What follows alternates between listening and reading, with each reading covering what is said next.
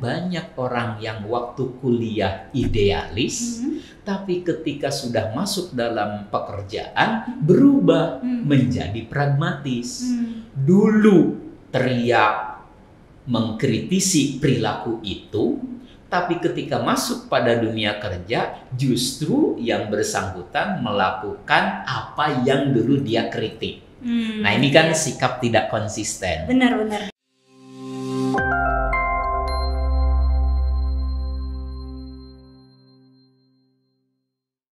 Bismillahirrahmanirrahim. Hai Sobat Bawaslu, aku Dwi Hesti. Selamat datang di podcast Bawaslu Provinsi Banten. Selalu ada cerita di balik demokrasi.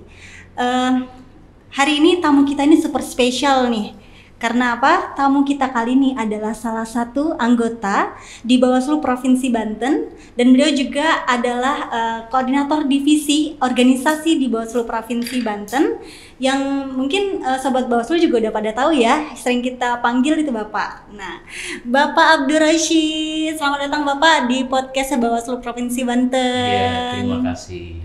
Gimana Bapak kabarnya hari ini? Alhamdulillah, baik, sehat, dan merasa bugar. Alhamdulillah ya Pak ya. Berarti udah pernah tes, udah vaksin ya Pak ya? Sudah, bahkan yang kedua sudah. Udah ya Pak ya. Dan juga udah pernah menjalani tes COVID? Sudah. Antigen, PCR udah ya Pak ya? Dan itu sering bahkan ya? Karena itu menjadi salah satu syarat perjalanan gitu ya. Dan alhamdulillah hingga kini hasilnya selalu negatif. Alhamdulillahirrahmanirrahim. Pak, ngomong-ngomong soal kesehatan nih Pak. Yang kalau melihat kondisi dunia, ya contoh kecilnya Indonesia lah Pak ya. Pandemi ini sangat berpengaruh ya Pak bagi masyarakat, terutama ya mungkin berpengaruh juga di kehidupan Bapak ya Pak. Sejauh mana sih Pak pandemi ini berpengaruh di kehidupan Bapak sampai dengan saat ini Pak? Mungkin Sobat Bawaslu juga penasaran gitu Pak. Ya pastinya karena saya menjadi bagian dari masyarakat yang juga terdampak oleh pandemi, tentu mengubah pola hidup kita selama ini dari kondisi normal ke kondisi seperti yang kita rasakan seperti ini. Kita sebagai makhluk sosial punya naluri untuk bertemu, berkumpul, bermasyarakat, tetapi karena pandemi sebagai upaya untuk agar tidak tertular mewabah, maka kemudian pemerintah dan ulama dalam hal ini memberikan himbauan kepada kita untuk mengurangi aktivitas. Jadi saya pun patuh dengan himbauan itu. Tapi berarti cukup berpengaruh ya Pak ya? Sangat berpengaruh. Sangat berpengaruh ya Pak, karena saya juga merasakan itu Pak. Apalagi Bapak kan terbiasa bukan hanya bermasyarakat, juga berorganisasi. Iya, benar. Nah, organisasi ini kan menjadi bagian yang penting dalam kehidupan keseharian Bapak. Nah ini karena pandemi luar biasa dampaknya terhadap aktivitas berorganisasi. Luar biasa ya Pak ya. Dan yang udah kita jalani bersama gitu ya, bukan Bawaslu aja ya Pak ya, instansi lain juga bulan kemarin menjalankan work from home ya Pak ya? Betul. Nah, mungkin Sobat Bawaslu juga pengen tahu nih, seorang anggota Bawaslu Provinsi Banten selama work from home, kerja dari rumah gitu Pak, rutinitasnya ngapain aja tuh Pak? Baik. Ya tentu tugas pokok sebagai salah satu pimpinan Bawaslu tetap saya kerjakan, khususnya di bidang atau di divisi organisasi yang saya kelola. Tetapi karena WFH ini memungkinkan saya untuk lebih banyak waktu di rumah, itu juga saya gunakan untuk kegiatan-kegiatan lain ketika tugas-tugas kantor telah tuntas. Misalnya selain menulis, ya juga ya paling hiburan lewat nonton televisi. Dan yang mungkin Sobat Bawaslu juga udah paham ya, Bapak Abdur Rashid ini udah lama banget ya Pak nulisnya Pak ya? Oh, alhamdulillah. Ya sejak lulus kuliah memang saya sudah terbiasa menulis. Termasuk salah satu hobi ya Pak ya? Ya, bisa dikatakan hobi juga, tapi bagi Bapak itu kebutuhan. Kebutuhan ya? Betul. Karena memang hampir setiap ada waktu luang itu Bapak manfaatkan untuk menulis. Iya. Nulis apa? Ya nulis apa saja. Artikel tuh udah ribuan kali ya Pak?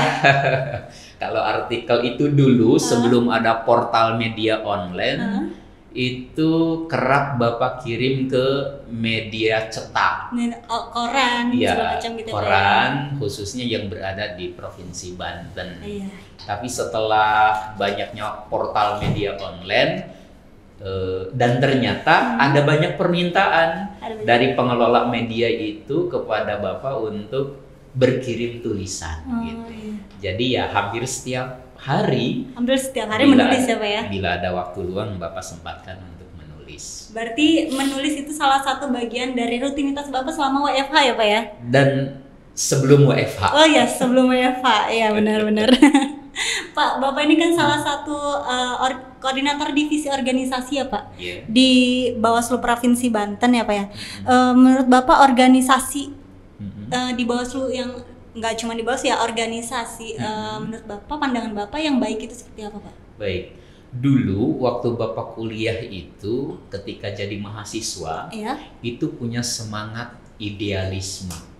Idealisme itu adalah mengatakan yang benar walau terasa pahit. Prinsip ini itu Bapak bawa juga ketika lulus kuliah. Dalam hal ini di dunia pekerjaan. Terbiasa gitu ya Pak ya? Betul. Sehingga apa yang dulu Bapak protes waktu mahasiswa, sebisa mungkin nilainya itu, normanya itu sama dengan sekarang.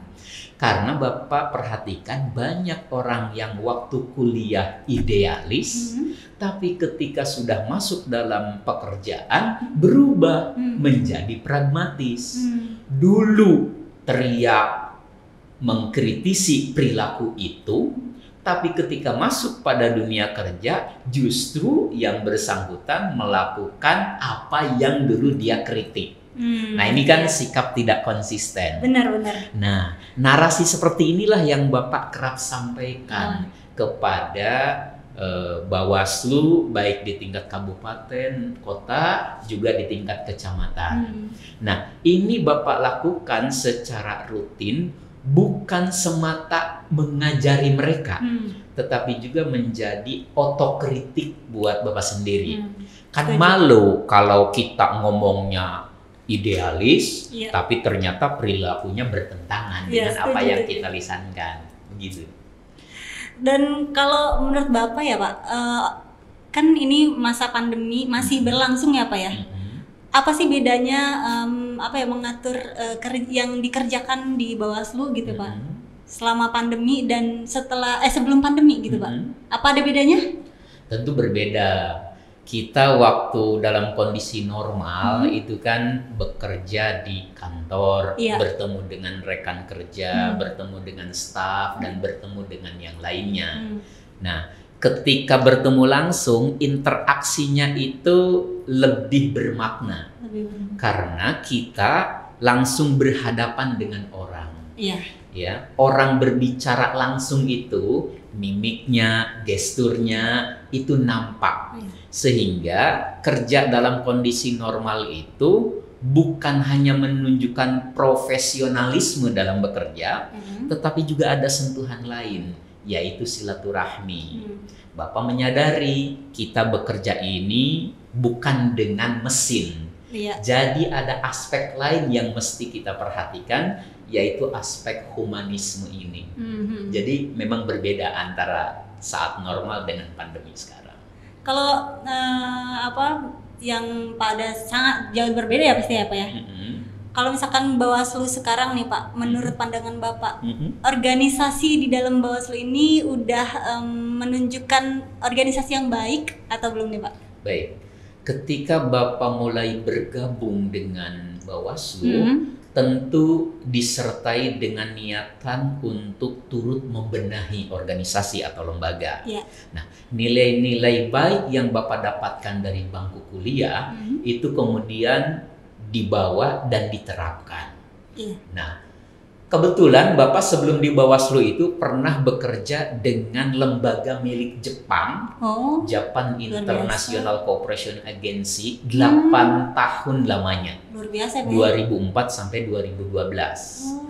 Tentu cukup lama ya, Pak ya? Tentu Hesti tahu sendiri bagaimana budaya Jepang. Iya. Salah satu yang sangat melekat pada Bapak adalah disiplin waktu. Benar. Inilah yang kemudian Bapak bawa dan terapkan di lembaga atau di organisasi Bawaslu ini. Iya. Dan Hesti sendiri tahu kan, kalau kemudian Bapak kerap mengingatkan perihal waktu, mengingatkan perihal ayo tepat waktu kepada staf dan pegawai.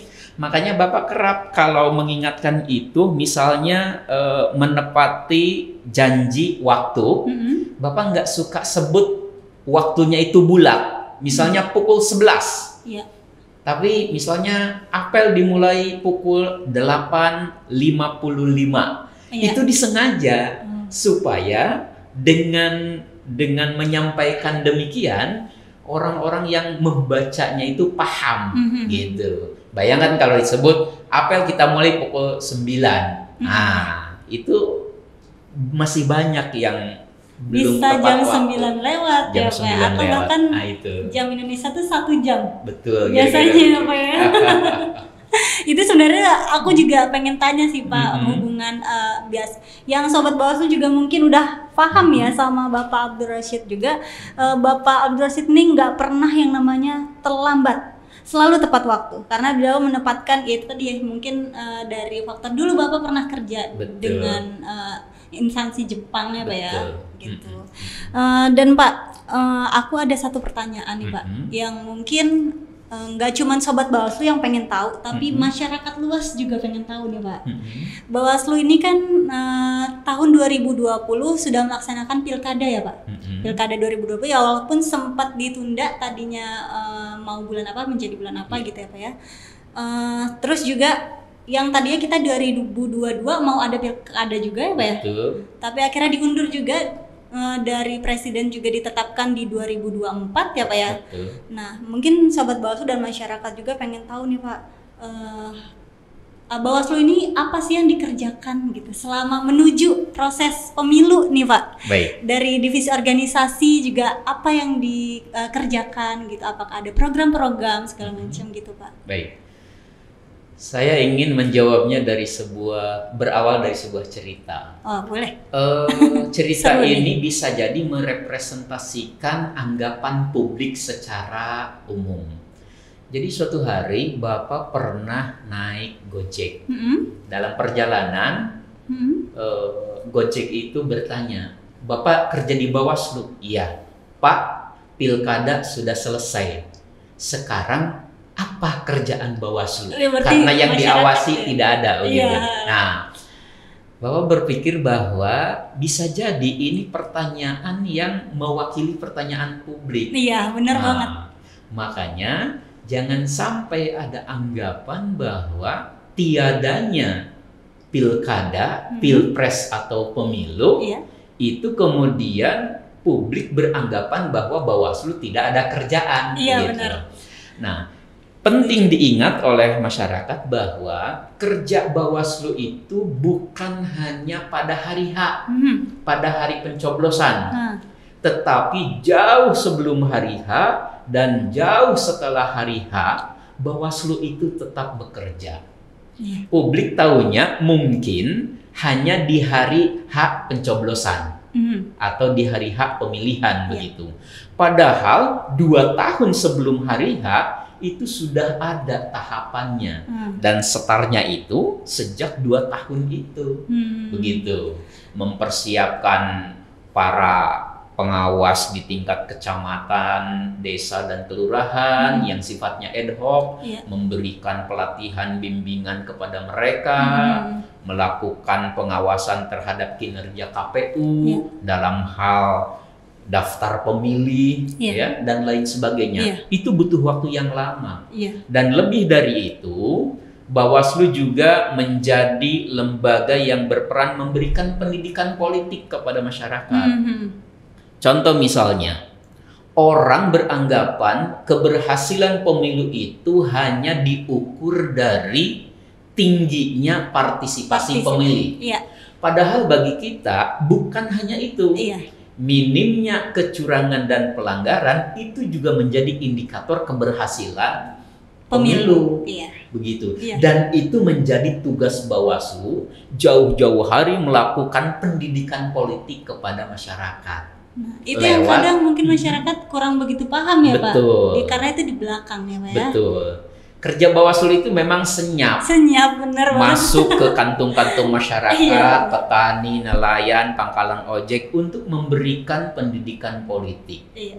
Memberikan pencerahan kepada mereka selain menggunakan hak politiknya pada hari H, juga menghindari kecurangan dan pelanggaran. Jadi bila sebuah pemilu dan pemilihan itu minim kecurangan dan pelanggaran, ini juga berkontribusi terhadap pemilu itu dikatakan baik dan bermartabat. Iya. Begitu. Jadi itu penjelasan langsung dari Koordinator Divisi Organisasi di Bawaslu Provinsi Banten nih Sobat Bawaslu. Jadi tidak perlu dilakukan lagi. Bawaslu tuh ngapain sih selama sebelum pemilu sebelum pilkada? Apa nggak ada kerjaannya? Itu udah nggak ada lagi kayak gitu ya. Karena ini sudah terjawab semuanya nih Sobat Bawaslu. Dan program-programnya gitu yang divisi organisasi lakukan di Bawaslu gitu di Banten terutama ya Pak ya, untuk masyarakat apa ada Pak? Nah, saya ingin awali dari pindahnya kita berkantor di tempat ini. Kita ini adalah lembaga yang secara struktural itu ke pusat, ke RI. Bawaslu bukan bagian dari lembaga di bawah pemerintahan provinsi. Langsung pusat dalam ya, hal ini pemerintahan provinsi Banten. Nah, apa hubungannya dengan letak kantor kita yang sekarang di sini? Saya menilai kita berada pada posisi strategis. Strategis, betul. Masyarakat begitu mudah mengakses dan mengetahui lembaga kita. Nah, ini menjadi tanggung jawab moral bagi kita semua, bukan hanya pimpinan, tetapi juga staf dan pegawai, termasuk security, termasuk OB, termasuk driver, untuk menampilkan citra dan kesan lembaga yang profesional. Sehingga saya sebagai koordinator divisi organisasi kerap mengingatkan kepada seluruh pegawai, selain bisa bekerja secara profesional, juga menunjukkan citra dan nama baik begitu. Contoh sederhana saja, misalnya pada waktu istirahat, ya, staf dan pegawai itu kan berpakaian khas Bawaslu, dan pakaian Bawaslu itu berbeda loh dengan SKPD atau OPD lainnya. Sangat. Di ruang publik orang itu akan langsung dengan mudah mengidentifikasi bahwa orang ini adalah staf dan atau pegawai di Bawaslu. Berbeda dengan OPD atau SKPD lain yang misalnya seragamnya itu yang coklat begitu ya. Nah, kita khas banget abu-abu gitu. Benar. Nah, bayangkan ketika dengan seragam khas abu-abu ini pada saat jam kerja masih nongkrong di rumah makan. Bapak tidak sebutkan mereknya begitu ya. Itu nggak elok gitu. Dulu Bapak kerap mengkritisi tabiat seperti itu. Jam 2 setelah waktu istirahat dan itu sudah waktunya harus masuk kerja. Sudah waktu bekerja ya Pak ya. Masih berkeliaran di ruang publik, masih ketawa-ketawa di rumah makan. Itu tidak produktif. Nah, oleh karena itu Bapak kerap menghimbau kepada staf dan pegawai Bawaslu agar menggunakan waktu istirahat dengan baik, dan ketika waktu kerja dimulai kembali lagi untuk bekerja. Tidak boleh dan tidak elok ketika waktu kerja dengan berpakaian Bawaslu itu masih berkeliaran di ruang publik. Gunakan waktu seefisien mungkin ya Pak ya. Karena kerjaan Bawaslu itu nggak hanya saat pemilu aja ya Pak ya. Yang sudah Bapak jelaskan. Banyak banget tugas kita yang harus kita lakukan menjelang pemilu ya Pak ya.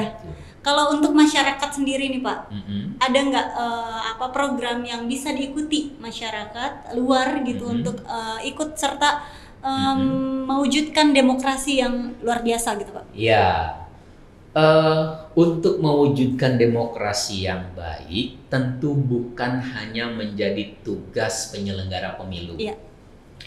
Mewujudkan pemilu yang baik dan bermartabat juga mesti ada kerjasama yang baik seluruh stakeholder, termasuk masyarakat. Iya, pasti. Nah, oleh karena itu Bawaslu kerap melakukan sosialisasi kepada masyarakat agar mereka juga memiliki dan pengetahuan yang baik tentang kepemiluan. Sehingga misalnya kalau tugas Bawaslu melakukan pengawasan, maka ke depan diharapkan mengawasi proses tahapan pemilu itu bukan hanya menjadi tugas Bawaslu, tetapi masyarakat turut aktif dalam melakukan pengawasan. Pengawasannya Pak ya.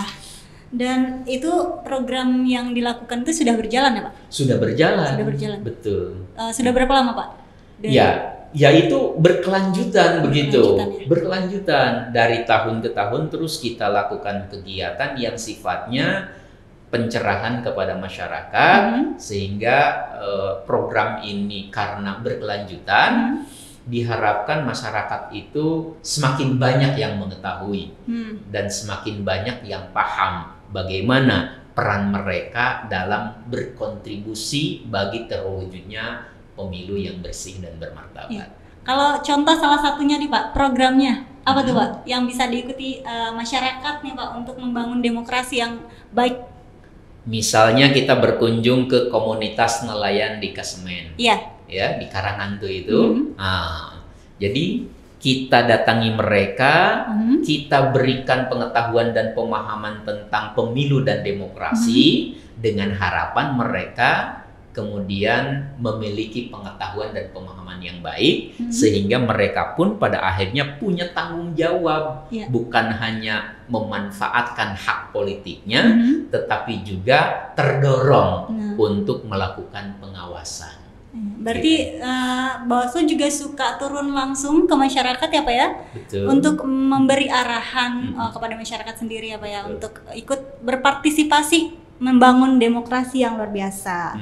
Dan itu tadi jadi nggak usah diragukan lagi, sudah terjawab semuanya ya Sobat Bawaslu. Mungkin ada closing statement? Baik, untuk masyarakat kita tahun 2024 akan mengadakan pemilu serentak. Berbeda dengan serentak yang kemarin yang memisahkan antara pemilu di tingkat pusat dengan pilkada atau pemilihan di tingkat daerah. Tahun 2024 itu akan kita lakukan secara serentak, walaupun nanti ada jeda waktu sekitar 3 bulan antara pemilu dengan pemilihan atau pilkada. Oleh karenanya, di tengah pandemi ini, kami berharap kita tidak surut untuk turut mewujudkan pemilu yang baik dan bermartabat.